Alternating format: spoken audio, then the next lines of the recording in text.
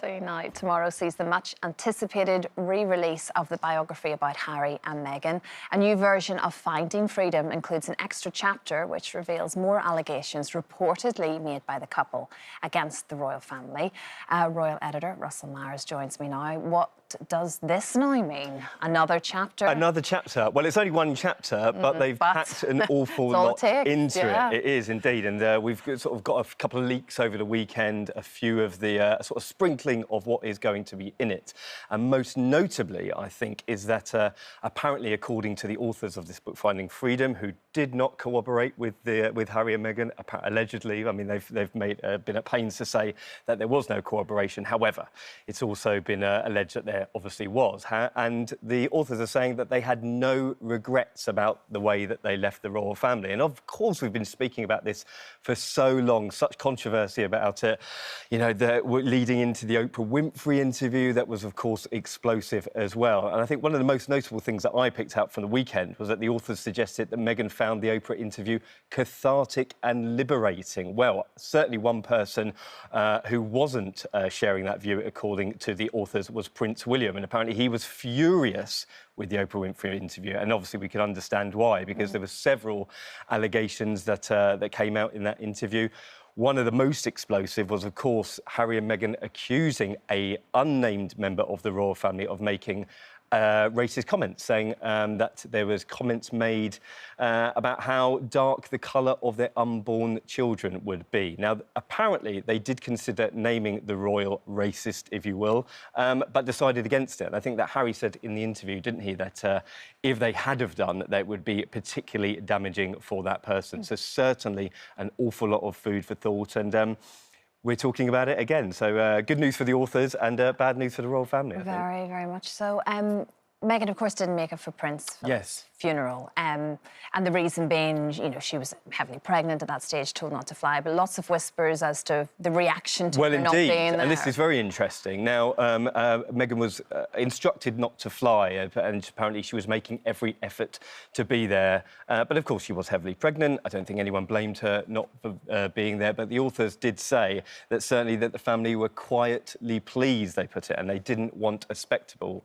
Well, of course, it was a very emotive event. Those iconic pictures of the Queen sitting on her own. The coronavirus restrictions were laced through it. William and Harry had to be separated by Peter Phillips, if you remember.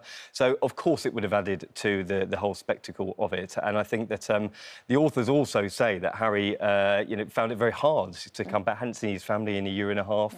But hopefully that has laid the foundations for a better series of relations. I'm not too sure about that, because I think there is certainly a lot of water under the bridge, but tensions are still running very, very high within the family. Of course. Well, we did get in touch with Buckingham Palace for a statement about the book. They haven't replied. We also reached out to Harry and Meghan too. They haven't replied either. They're all very busy. However, in the past, their lawyers have distanced themselves from the book, describing it as unauthorised and saying that the authors do not speak for our clients. So we do know that aspect. Indeed. Well, listen, take of it what you will, but it's an explosive book. As I said, an awful lot of new claims that are packed into one chapter. But the authors are probably the winners out of all of this. Very much so. Like you say, we're still talking about it. It's been released, of course, at a rather significant day for Harry and William. Yes. Well, tomorrow is the 24th anniversary of Princess Diana's tragic death in the Paris tunnel, and astonishing when you think about that. You had the big milestones just recently. It seemed as though the 20th anniversary, which spurred on the boys to get together and to create this statue, which is laying in Kensington Palace Gardens at the moment. And the boys will be, you know, commemorating it privately, I'm told. A very, very solemn moment, of course, for them. But Kensington Palace have decided to open the gates once more to allow people to come and see the statue of Princess Diana that was recently opened by both the boys. So if you haven't seen it, get down and see it. You can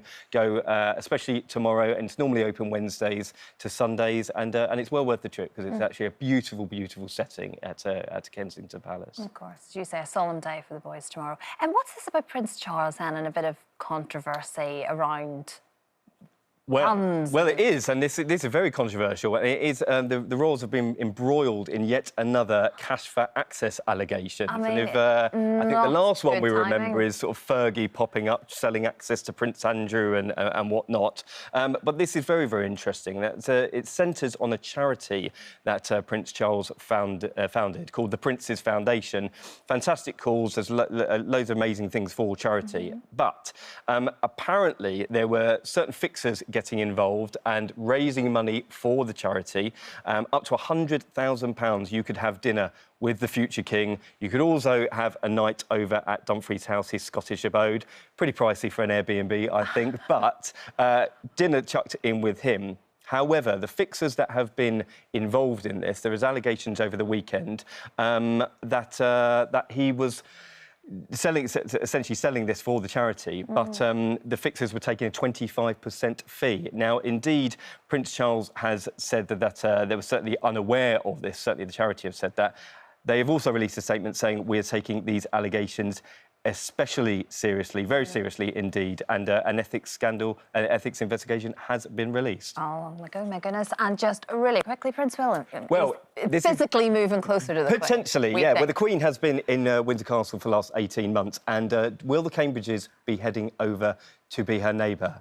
Let's wait and see. I think that they're sort of splitting their time between Norfolk and London at the moment. Do they want to be closer to Granny? It might be a really nice, sweet gesture, but let's wait and see. Ah, it'd be interesting, yes, isn't it? Yeah. Well, you know, they're not bad neighbours, I'm guessing, yeah. you know. And it's not bad living next to Windsor Castle, popping over to see your Granny. I would say it's nice enough, yes. Good for them. Thank you so much, as always, Russell. Thank you. Don't forget, you can watch full episodes of Lorraine on the ITV Hub and all the best clips, compilations and playlists right here on our channel.